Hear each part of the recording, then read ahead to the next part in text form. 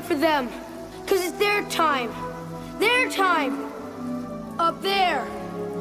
Down here, it's our time. It's our time down here. That's right. It's our time down here. Gone are the days where the big-time media moguls and the abusive entertainment industry, long gone are those days where they have all the power. It has shifted and they are freaking out.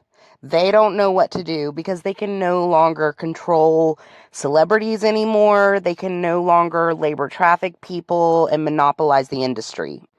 And let me just tell you from my own personal experience that since 2019, when I first started working with David Liebe Hart and this man called Jonah, I don't know how to pronounce it, honestly. David calls him Jonah Motion, so I'm just going to call him Jonah Motion.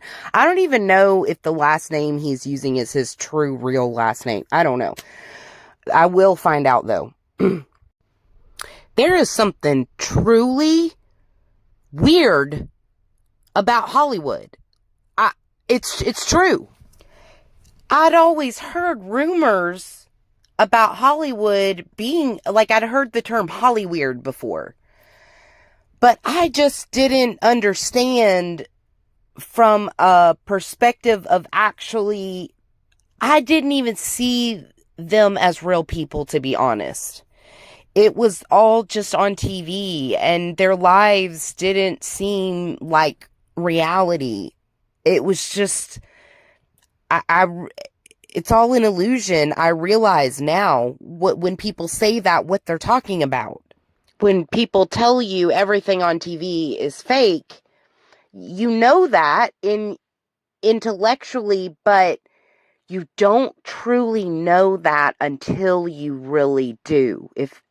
The only way that probably makes sense is if you've been exposed to that side of reality too. It's a whole other reality from what everyone else is living. I don't know how to explain it. Hollywood is a cult. And it really is a cult. And not just Hollywood, that whole region just has a lot of different cults. People have a cult-like mentality over there. They all flock together and herd together and lead each other like cults do. That is the culture over there. It's weird. They're bullies. They really are bullies, and really good people get into that, and they start becoming bullies themselves, because it's like you learn you have to become that in order to make it and survive. You have to become that, and that's why it's not worth it. And when they talk about selling your soul, well, they probably are talking about in a literal sense, but also in a metaphorical sense. In order to make it, you have to bypass your conscience and do things that are demeaning to you, that go against your conscience and your morals in order to have success. They will literally blacklist you if you don't cooperate. This has been what I have seen consistently as a pattern by getting to know David Liebe Hart and his relationship with what he calls his manager, because his manager calls him that. He calls him, is self-proclaimed as his manager. But let me tell you, by law in California, you have to have a license to call yourself a manager of talent. You have to have a license for that, or be working for an agency or someone who has a license. You have to be working under someone with a license, or have a license yourself to be any kind of a manager of talent in any capacity. Now, that is not true over here in Tennessee, but it is true over there in California where Mr. Jonah lives. So I can tell you, he is not David's manager. By law, he is not. Now, he may call himself that. He might be managing his merchandise or something. His business partner is what he is. That's all he is. Because not only that, but he's only supposed to take 15% of what they make. And I know for a fact, well, their agreement is they split things 50-50, but that's not true. It's never 50-50. It's David pays for everything. He's lucky if he gets anything out of Jonah. But by law, over there in California, as a talent manager, he's only supposed to be making 15%. If he's truly David's manager. So he's already breaking the law in that way if he is a real manager, but he's not. I'm just trying to point out, by every definition, he's not a manager, because a manager, the reason why you have to have a license over there in California, now I'm a libertarian, so I normally believe, in most cases, I believe that the government needs to stay out of most things. And so when they have licenses for this and licenses for that, I usually don't agree with that. But in this case, when it comes to a talent license, I can understand why they would need this over there. I'm not saying that I agree or disagree, but what I am saying is that if we're going to have laws like that, that's one that I can see why, because you can truly damage someone's career and literally labor traffic them, which is what happens and why they have these laws, by being their talent manager. That is what these big media companies have been doing to people for a really long time. They've been getting away with,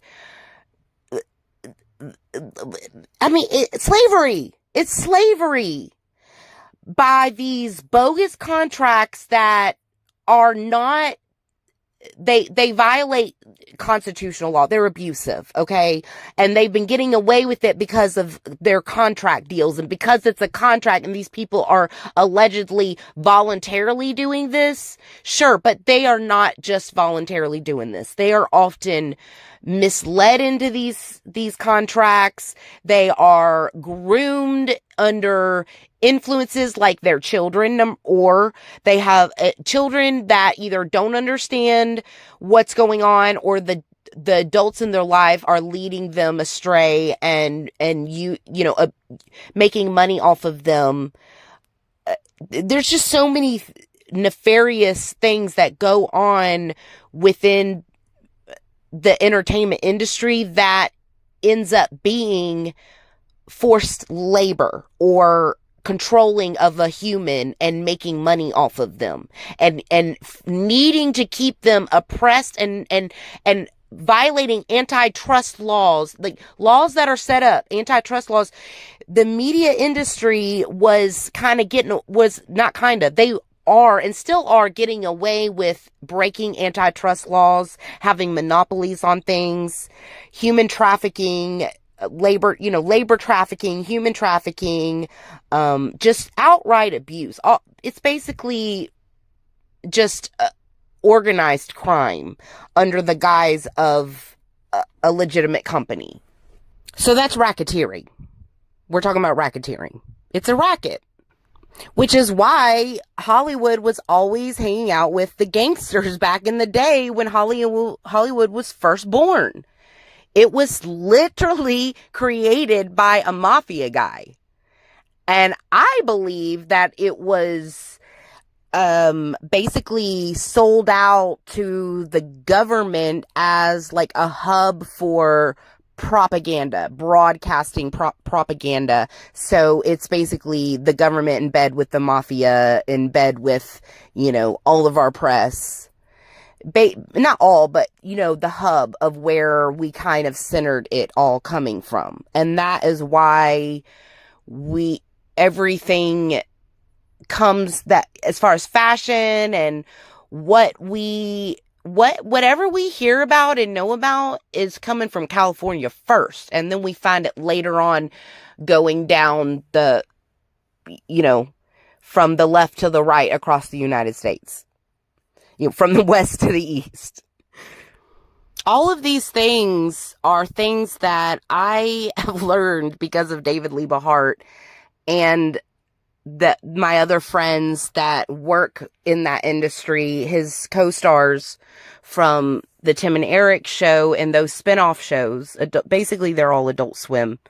I would say stars because they're the more popular ones. that fans tend to remember. There's many of them, and I don't know all of them, but I know most of the main ones that I remember, I eventually found and became friends with, because these are the people that are the shining stars and the diamond in the rough, that they're the type people with the real talent.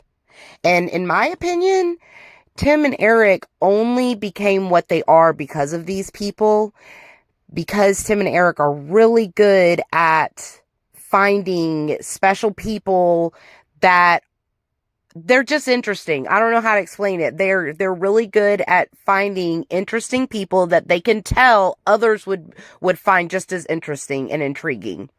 And I'm not saying that Tim and Eric aren't funny, because they are. They like have a way of making these people funny. Well, no, I won't say that. These people are already funny on their own, but they have their own way of adding them into their own little, their own crazy Tim and Eric world that I found funny, except I just didn't understand how abusive they actually were.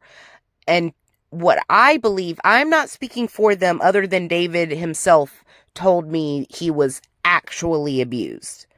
But I don't think any of them were treated well. I just don't think they treat people they work with well, whether people who work for them or just the people they work with. There are so many things that David told me that are so disturbing, and other people, not just David, other people, things that you can Google yourself and find out for yourself, like the guy Matt Callahan, who had some channel called Hell in a Gasoline Jacket or something like that. And the story is that Tim and Eric, or Absolutely Productions, or maybe it was just Tim, I don't know, but one of them were teaming up with him, but took over his account. They literally stole his channel, like locked him out of his account that he built this channel on his own, and kicked him out of it. And I don't know I don't know if they ended up going to court and how that worked itself out, but I don't think the guy ever got his channel back. What he did was sorry, I snorted. He stole their name. He stole something from them. He stole the Channel 5 thing. I guess built his own channel. And now he's got like 5 million subscribers and doing well, as far as I can tell. And good for him. I don't know how that worked itself out. I don't know if they ever went to court and worked it out, or it's just like, rather than suing them, he just stole something from them and was just like, I dare you to come sue me about it, because that's literally how I deal with them. They literally just steal from people and have no qualms about it. They believe they are so entitled and believe they are above the law, and that they can just tell people what to do, and that we're just going to do it. I guess he thinks because I'm a fan or something that they could do that with me. When I started working with David, no, I don't work for them. I mean, unless you're paying me. But if you're not paying me, no, I don't think so. I don't have to do anything you tell me to do. You certainly cannot tell me what I can and cannot say.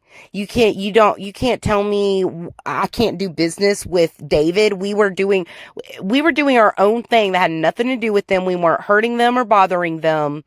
And they just didn't have anything to do with it. And this is what they do. And they did this to Andrew too. And they do this to a lot of people they work with. Zach Galifianakis, I'm not even gonna talk about what they did. It's so evil what they did to him. I'm not even gonna, out of respect to him, I'm not gonna talk about it, because it's so bad. But, these people have a tendency to just do whatever the hell they want, and apparently they think that anybody they feel threatened by, they just try to eliminate. And I really believe that they're probably sociopaths, psychopaths, sociopaths, whatever.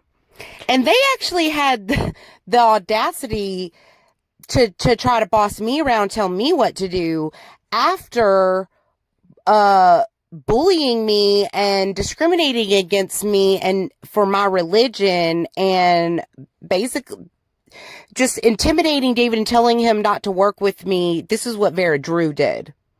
Well, I'm told that Tim and Eric did too. But Vera Drew very specifically threatened me indirectly through David, said to David, David told me this, that she threatened me to get the mafia after me, and she made some sexual, like, suggestion to him, like, that he should let her, I say her loosely because Vera Drew is a man in a dress. He, like, literally had just transitioned into a woman and started bullying me, like, first thing. A real woman. And told David that I couldn't be the genie in his show. This was David's idea. I didn't even know David was going to propose this. But David had, a contract for a show through Cartoon Network, not through them. And it's his show. He's supposed to be able to decide what to do. And me and him were working together, and David wanted me to be a genie, his tarot card reading genie in his show. That is when the war started as far as how I feel about it.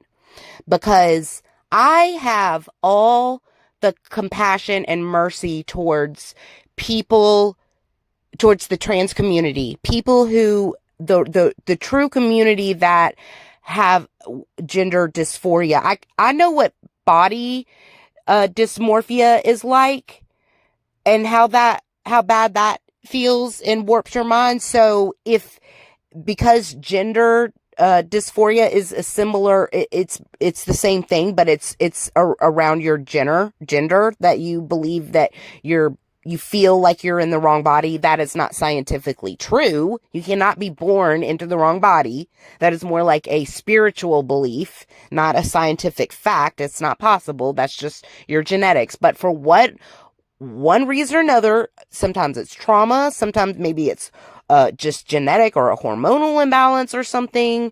For whatever reason, some people get fixated on wanting to be a different gender than they're born biologically, chromosomally, and how that must feel, I can only imagine.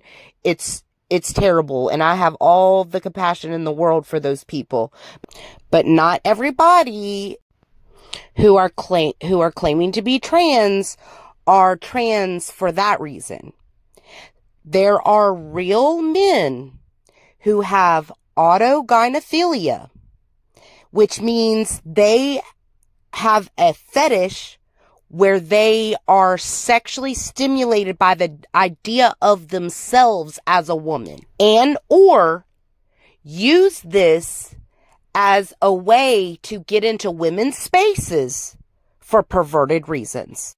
I personally, first of all, I have actually been sexually abused by one because they literally preyed on me by tricking me because of my naivety, and they knew of it.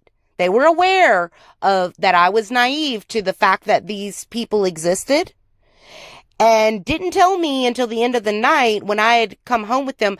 I literally thought to me, it was like being with a gay, I thought it was the same as being with a gay man or one of my female friends.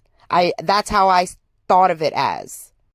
I naively felt safe with this person because I assumed this person was into men, like I was. I had never heard of a trans lesbian, a trans woman who was a lesbian. Nowadays, that is a thing. And yet, we all still, or most of us still think that's weird, but we see it all the time now. But back when this happened to me, it wasn't a thing. I had never heard of such a thing. I assumed this was a gay man, a man with body dysmorphia. and felt more like a woman. And that's why they transitioned. Well, they, according to them, they did. But that's not really what it was. In fact, I found out later, this person had a whole family, wife and kids, and lived a life as a man before, and then just suddenly decided to do this. But they did not tell me that they were a lesbian and into women until I was alone in their house after a night of drinking. And it was very, very uncomfortable and violating what happened. And I realized a lot of that was my own stupidity of putting myself in a situation like that and how naive I was. But it is what it is. Well, apparently that's true about Vera Drew. Is that Vera Drew was a man in 2019. Because in the first season of I Love David, the creative director is right there in the beginning of the show as a man. But now this person calls themselves a woman. And they bullied me when David wanted me on his show.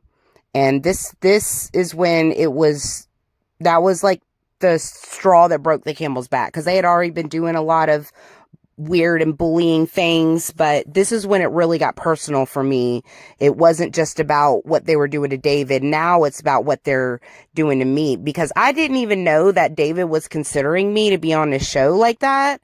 And that was really crushing to hear that I was not allowed just because of my religion and because Vera Drew felt threatened by me. And that is discrimination.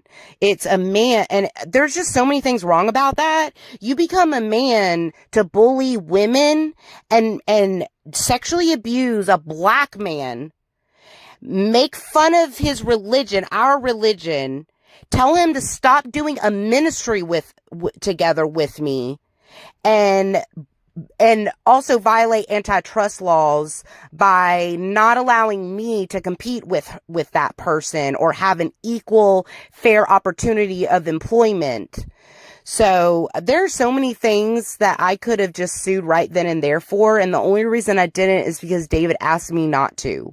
I didn't want to. He kept telling me not to stir the pot, and I should have done something then, but I didn't want to upset David. I didn't want to ruin things for his career. He was afraid of being blacklisted if I complained again. Because I had already emailed them with a complaint because David begged me for months, and I finally did it. Didn't want to do this because he's asking me to confront and accuse of people that I'm a huge fan of, a big media company, of abuse and basically having me Karen them and want to speak to the manager. And I finally did because it was that serious and David begged me to. And I was pretty mad, all the different things that they were doing to him is because they were doing so many things to him and it was starting to interfere with what we were trying to do. So when I had finally done that,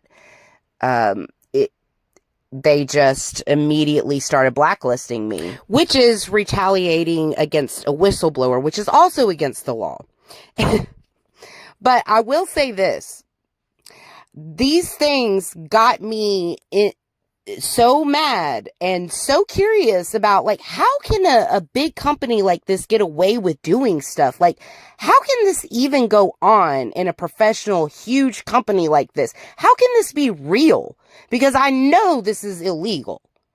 So this is actually what helped inspire me to start studying law. And oddly enough, I'm studying law in LA. I'm studying California law now. It actually started, I'm not studying law physically there. I'm studying through their law library, but also I started working for an LA lawyer. That was my first law job. When I went back to school, I ended up getting a job from an LA lawyer because David had me calling lawyers for him about this situation. And I got him a good lawyer. I got him a bunch of good lawyers willing to take his case, but they were all asking huge amounts of money. And this one lady had the best, the most reasonable, affordable, figure that, to initiate the filings or whatever. And David ended up backing out because Tim and Eric intimidated him into it, but she ended up hiring me over that because she was so impressed with me through that and was like, well, he's really lucky to have you. And I ended up later on working for her, but that's a whole other story. But the other thing that inspired it was when they made me non-essential for my business, my jewelry business, because that's my real trade. I'm actually a jeweler, a fine jeweler, although I love costume jewelry too. It doesn't have to be super expensive. I work with it all, but when I say jeweler, I mean I work with like diamonds, gold, silver. I also love copper. I work with any. I love working with metals of different kinds. I love working with copper, but especially gold. Silver too, but I especially love gold. I've learned to love gold. I used to prefer the white color. I mean the white metals, but now I really like gold, rose gold and yellow gold, as well as green. I really like unique jewelry, like not the cookie cutter every day, although that's what I usually have sold the most of. I've worked from the, really high-end, fancy, most expensive jewelry stores to the, cheaper jewelry department, like Walmart jewelry department. I even worked at the Walmart jewelry department, which is not too bad. If you're trying to save money, hey, I'll be the first to say Walmart is not too bad. Yeah, I would rather I can hook you up probably the same as Walmart can. But I'm just saying, I'm just going to be honest with you from a jeweler's perspective, working from the highest to the lowest end. They got some decent stuff for the price. Just because working in the middle grade stores in between, they're selling you the same stuff, just a little bit more or a lot more. And Walmart's just selling it at a lower, more fair price. I'm just telling you honestly, I can sell it for any price because I'm an independent. I could literally sell it at cost or below cost if I wanted to, because I'm an independent jeweler. But so I'm telling you from my own personal experience, from a business person as well as being on the other end as a customer, I've been on both sides of it. I can tell you, if you're on a budget, go to Walmart instead of something like, I don't know, Zales or any store that has a chain. You're going to be paying more. If it's in the mall or a high traffic shopping area, you're going to be paying more than you have to. You'd be better off going to a mom and pop or even like Walmart or Costco or something than going to any of those middle name companies, because you're getting the same quality for more because it's a corporation and a chain store and they've got really high costs to do business, so they have to jack up their prices super high. Higher than everybody else does who doesn't have such high overhead like myself. I don't have high overhead because I'm a small business. Now, if you've got all the money in the world and you're trying to buy something really nice, I can understand why you would go to a high name store. High name store is a stupid way of putting it. I don't know why I'm saying that. It's called the Guild is how they term that in the jewelry industry. I don't know what you call it any other term, but it's something like, I'm talking about like Tiffany's, or there used to be a store called Bailey, Banks and Biddle. That's where I actually got started. That was considered a high name jewelry store as far as if you went with in the realm of chain stores, which I would consider Tiffany's a chain store. I would say something like Sissy's Log Cabin would be considered a high-end jewelry store.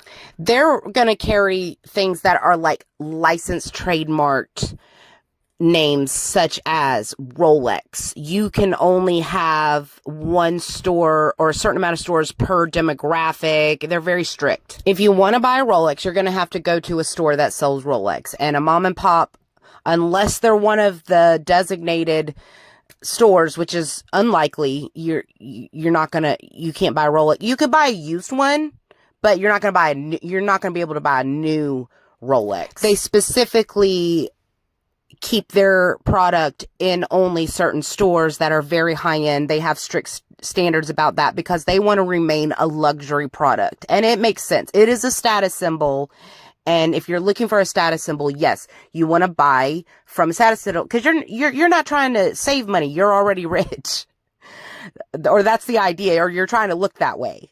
And if you could afford to buy from those stores, then you must be. There are rich people that actually want to spend a lot of money. They don't want to save money. They're on purpose buying status. They want to say, I paid this much money. They don't want a discount. So those people do exist. And I hope they find me because, oh boy, have I got a deal for them. But no, those people are probably not going to buy from me because they want to buy from the status symbol stores. The kind of people that buy from me are regular people that want the best quality they can get for the amount of money they're spending, whether they're wanting to spend a whole lot or they're wanting to spend a whole little. Basically, I can give you a little bit better quality for the same amount of money that most of the chain stores will sell something for. I can give you a little bit better quality for the same amount of money, or I can save you some money on the same thing. But also, I do a lot of custom. I can do the cookie cutter stuff, but I can get the same things that most of the bigger name stores can. Certain licensed things, no, I cannot. You definitely do need to go to a chain store for certain licensed product. It just depends. If it's used, I can get some time, pre-owned licensed product, but brand new licensed product, I don't even mess with those. Usually, I don't. The reason is because they want you to carry a whole line of their product, and that becomes expensive, and that's where you get into having a whole lot of overhead and a lot of expense, and so you have to charge more. I don't do it like that. That's how most businesses operate, especially the corporations. If they got a lot of product, you're paying a lot more money than necessary. But most people don't know that because it's so common. And not only that, but most of these products are mass-produced items. I don't prefer mass-produced items. I prefer more custom, meaningful items. Although I'm not that I have anything against some mass-produced items to an extent, but it's not what I prefer. Like, I don't want what everybody else has when it comes to fashion. I've always been the type that if it's popular, I won't like it until it's no longer popular, and then I might like it. Or if I already liked it and it becomes popular, I don't like it anymore. I've always been that way. I don't want to blend in and look like everybody else. And I'm that same way about jewelry. And it's not just that. It's when you're shopping for the holidays, you'll notice everybody's got the same crap, and it's all, why do you want what everybody else has and pay more money for it? That's what I'm saying. But here's an interesting fact about me. For about 8 or 9 years, I want to say it started in, 2007 or 2008-ish is when this first started. I swear on the Bible, I handled Elvis Presley's estate jewelry for about 8 or 9 years. And up until the pandemic happened, they stopped doing it. What I mean is, twice a year, items that had been curated that either Elvis had given to someone else or once belonged to Elvis or somehow had some kind of association to Elvis. Twice a year, they would go up for auction and sell for well above what they were actual valued as for jewelry wise. But it was my job after they had been curated to evaluate it, get all the different, weights, how many carats, what the different gemstones were, test the diamonds, or, see what they were, what the different gemstones were, all that. That was my job. And it was It was the coolest thing ever. I actually know Elvis's style and got to try on his jewelry and wear it. I had some interesting experiences with that. And even more bizarre is I actually was born on Elvis Presley's birthday 2 blocks from Graceland because I was born by a midwife. Not in a hospital. There's not even a hospital around there. It was some apartments that I don't even think those apartments are there anymore. I believe it is now the hotel at Graceland. Whatever that hotel is called, that's what I've been told is where that apartment building used to be. It used to be called Turtle Dove Apartments. That's what I've been told by the native Memphians, historians around town that told me what happened to that building, because I've always been curious. I think I did see what those apartments look like a while back, but they've built a hotel there now. So if you are in the need for jewelry, oh, and by the way, I also forgot to mention I do jewelry repair. And I also restyle jewelry. Like if you have some old jewelry that you want to, maybe take the diamonds out and put it into a different setting or whatever. I also do appraisals. I can do insurance appraisals, as well as help you out if, let's say, you have an insurance claim for fire damage. That happened to a good customer of mine once. It's very sad. Poor thing, she died in a house fire, and her family brought her old jewelry to me to clean from the house fire. It was that was pretty traumatizing, actually. But I was glad to do it because she was a good customer of ours, and I know she would have she would have wanted me to do it. I'm getting emotional even thinking about it right now, because she was really my friend. I mean, when you have your own business and it's a small business, you build relationships with your customers, and they become your friends. But another thing I do is I buy scrap jewelry. Even the costume, most jewelry stores will buy old gold, but they won't buy the gemstones usually, and they definitely won't take any costume, which I will even buy that a lot of the time, because I love making new, interesting jewelry. I like upcycling. I like recycling. I like upcycling. I like to make new things with the old parts. And I like vintage styles. So most jewelers will not even touch scrap jewelry. Costume jewelry, but I will, if I like it, but I'm not going to buy it for a lot at all. But, if you're trying to just get rid of it, I'll buy it from you, rather than just throw it away, is what I'm saying. But if you have any jewelry questions, or jewelry needs, feel free to call me. The consultation's always free. My number is 901-582-1000. You can give me a call. I will text you a link, to my site. Forgive me, I don't have a .com type site. I'm using another platform, so I'll have to just send you a link. But it will take you directly to my website, where I've got quite an inventory.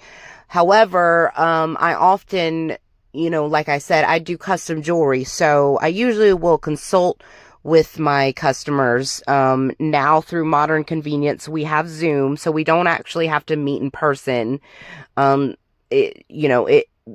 can if you're local, but a lot of things can be done through Zoom these days. And feel free to give me a call, ask me questions. If we can do business, great. I also have my mitzvah. It's my ministry project. When I say ministry, I don't mean it in the religious sense. I need to make that clear, because not everybody that I'm working with is religious. I just mean this is where I serve my community. And basically, I would call myself a patron of the arts, in particular the genre of Tim and Eric. I am obsessed. I admit I am obsessed with this whole situation.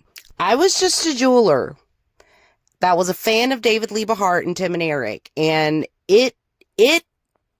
so much weirdness happened in my life through that it diverted me to a whole other career. Surely other things played a factor into that, but it was mostly my experience working with David and starting to branch into that field, kind of being pulled into it, really. I'm not saying I didn't volunteer to get involved. I just didn't understand what I was truly getting involved in when I first signed up for this. I really came into it innocently, just trying to, as a fan to do something with a cool favorite artist that I really looked up to and admired. I just wanted to host a show with them there. I paid to have them a show, and it just like a show here in Memphis, and it turned into a whole weird, I don't know, Alice in Wonderland chasing the rabbit kind of situation. Except the rabbit's name is David Lee Bahart. And he was following down this crazy rabbit hole in a frenzy and had me follow him there. And I wound up in this weird, dark world of Tim and Eric and all things Hollyweird. And I also started studying law and working within the legal field in LA. Of all places. I don't even know. I never in my life would have imagined I'd have anything to do with over there in California, much less Hollywood. I had no interest in what celebrities had going on in their lives. Like I said, it wasn't even real to me. They didn't seem like real people to me. Now they do. And I learned that the industry is just brutal. It is brutal. To my favorite artists, all of our favorite artists are probably, have experienced all kinds of awful things in the media. They just, in that industry that they just don't talk about probably. But I know for a fact that my friends, I don't think they were treated the way they deserved. And I just think they deserve more than what they got working with Absolutely Productions. And I want to see them doing things still, even though Absolutely Production has basically been canceled, and Tim's basically just ruined that company. Tim and Eric probably, but I bet Tim the most. But that doesn't mean that they can't still do successful things without them. And that's what I want to see. And I know other fans feel the same way. And I know other fans know what I'm talking about. Not all of them do. And a lot of them like to be either they're in denial of it because they don't want to believe it, or they're just as sick and into the same kind of stuff and they're trying to protect Tim. I think it's both things. And I didn't believe it at first, even coming out of David's mouth. So I get really frustrated when I try to tell other fans about this stuff, and I get a lot of negative vibes from certain people. They either have heard of that or suspected that themselves and agree with me very strongly, or they are very mad at me bringing it up and like it automatically dismiss it and call me like QAnon and all this kind of stuff. I didn't even know what QAnon was until somebody accused me of that for saying that. And I don't know any QAnon people. I've never met with any of them ever that I know of. But if that's what makes me QAnon, to bring up like to have a problem with these kinds of things and talking about it, and then okay, whatever, if that's what you want to label me as. But to what I know, there's no actual group of us meeting together and having weird cults like you weird Hollywood followers. I'm talking about the cult-like people. We're not doing that. We're just individual free thinkers that all are seeing the same evidence and saying the same things. We're not even organized. We're unorganized, comparing notes and seeing, hey, this ain't adding up. Or it is. But it's not adding up to something good. But I've seen firsthand how David Lieberhart's been treated. I've seen how they treat Tennessee Luke and how he's been scammed and treated and taken advantage of by people. That's not even the... In fact, what I told y'all about, as far as the scam that we talked about in the last episode where he described that incident, y'all, this week I saw how he was treated at the Comedy Store by this guy named Don. I forgot his last name, but Don the Twitch. He's on Twitch under Don the Twitch. He supposedly works for Jimmy Kimmel, and he's been running that show at the Belly Room. He is so jealous of Luke, and he is so abusive to not just to Luke, especially to Luke, but to really everyone. He is just very abusive. That whole environment is so toxic. I cannot believe that they even allow that guy to have a show. I'm surprised somebody hadn't sued them, and or just they canceled it because it's not entertaining at all. The only people that were funny was Luke, the Asian girl, and the Brazil girl. They don't know that I recorded that whole episode, and I'm glad I caught it because it was outright abuse, and I'm real mad about it. I already talked to Luke about it, and I'm just leaving it alone and not stirring the pot because it's his friend and his situation. But I really did not appreciate being exposed to that and having to see that. And I want to write them and complain. I'm so angry. It hurt my feelings, and the whole audience looked uncomfortable. But that's Luke's thing. If he wants to take that, fine. But he even admitted to me he knows it's abusive and toxic. And he's just doing it, for exposure for himself. But you know what? You can die from exposure. I may put up those clips next episode. But for this episode, Sunshine wanted me, and I'm sorry, I'm not interviewing anybody this episode, but Sunshine wanted me to post her and Mimsy's fun song that they did together. They did a bunch of cute little things that together this summer. We're trying to get them all together, and we're working out a tour. This is what we're trying to do. We're working on a tour and putting together a tour, as well as booking events. If you want to book your favorite Tim and Eric cast member, or all of them, any or all of them, and you want to have an event with them, or a cameo, or a signed print, or Jennifer Mims, we just put together a calendar for her of her her photography around town. Also, we've got merchandise for them. And if you've got any custom ideas, we do custom. Now, I do custom jewelry, yes, but also we do custom shirts, any kind of textile you can think of. We can custom do it. I'm also an artist, as well as Palmer and his husband, Palmer Scott from Tim and Eric Awesome Show, Great Job. He's the guy that does the Sit On You song. He and his husband are excellent artists. So if you'd like custom art from them, or if you just want like a t-shirt or any kind of merch, if there's something up there that you're thinking of and you don't see it up there, contact us. We'll figure out how to make it happen. I even have a post up there. I think y'all must maybe think it's a joke, but it's not. A square quilt. You can order a hand custom sewn quilt square for yours. Or if you want us to help you with your custom puzzle. If you're having a hard time making a puzzle for yourself, we can help you make one. For the lonely times. Also, it was Luke's invention to come up with custom pockets.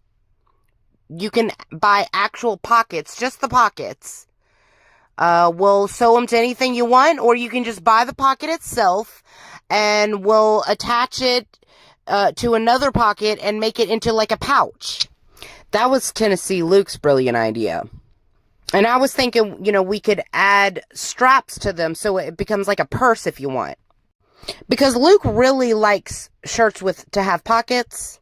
And we noticed that there's not a whole lot of shirts with pockets anymore. Nobody, not even, like, they don't make t-shirts with pockets. It's very difficult to find them nowadays. Nobody wants to take the time to sew a dang pocket on anymore. So we'll gladly do that job. So without further ado, let me introduce these lovely ladies, the beautiful Sunshine Lee Brule, Gary's cousin, you know, Dr. Stephen Brule's cousin, his crush, but who cares?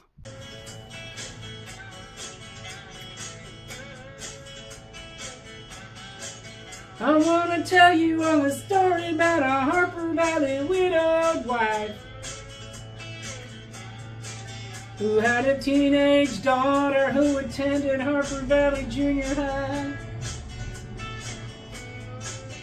Well, her daughter came home one afternoon and didn't even stop to play.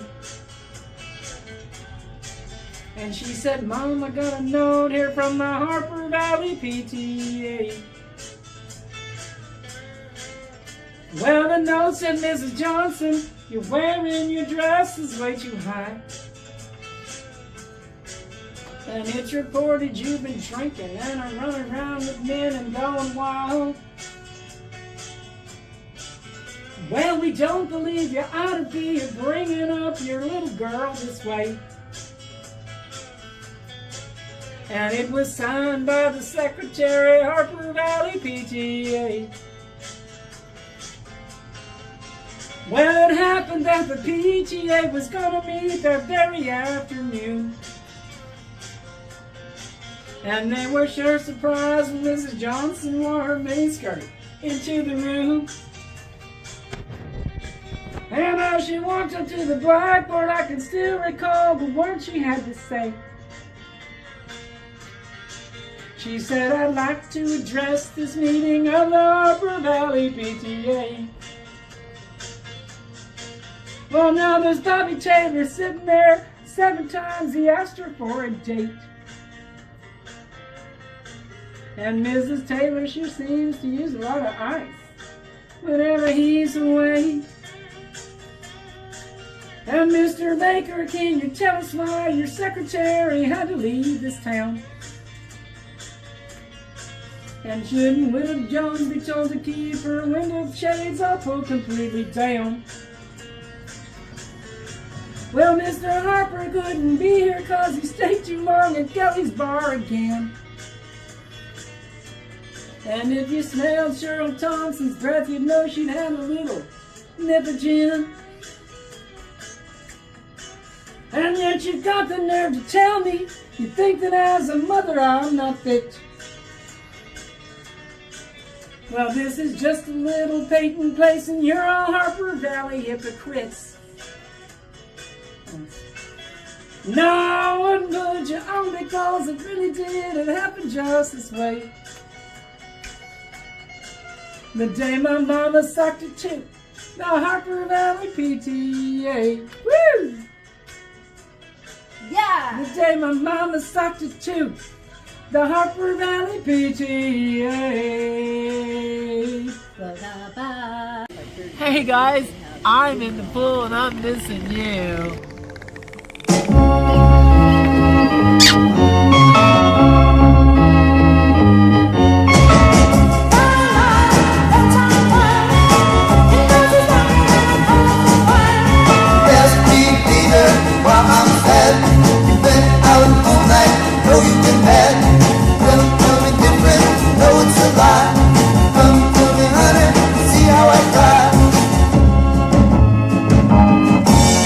Well,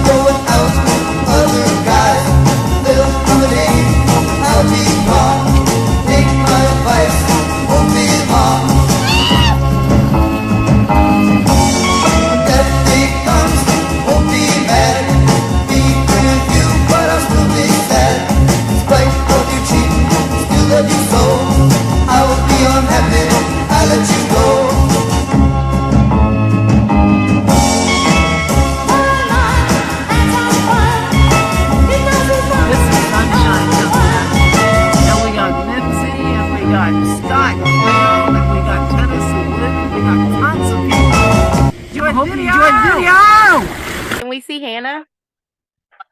Not easily, but I'll bring her out. Can you get her? Hang on. Can we see you? Yeah, hang on a second. And she's napping. Let me show her to Hannah. Why don't you? Yes. You have to do the back of it. Oh, you know you. The camera's in the back. Can you see her? Are you on the meeting? Oh, Hannah. Where the camera's on the back of the phone. She can see me. Now she can see me holding Hannah. Right? See, there, look at that. Got a little pecan in her mouth. She's Are eating you- a nip. Oh, no, it's okay, honey. Go back to bed. Go eat your napkin. Go back a night. Go eat your nut napkin. There you go. All right, Greg, put it Oh up. wow, you gotta win that. What's that? What's he doing? Sunshine, Luke, he's coming. He's trying to get on there, but he's gonna try to win a $500 something lottery thing cool. or something they're doing. So pray that he wins.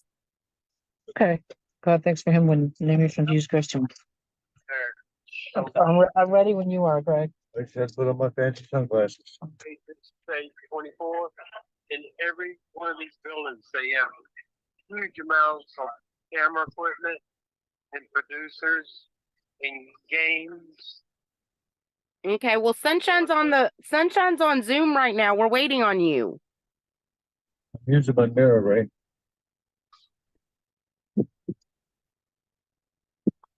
Tell him I got to go to rehearse my lines. She's got to go rehearse her lines. Are you gonna get on Zoom?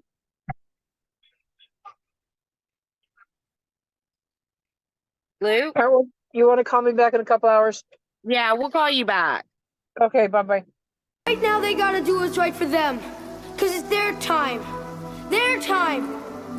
Up there. Down here, it's our time. It's our time down here.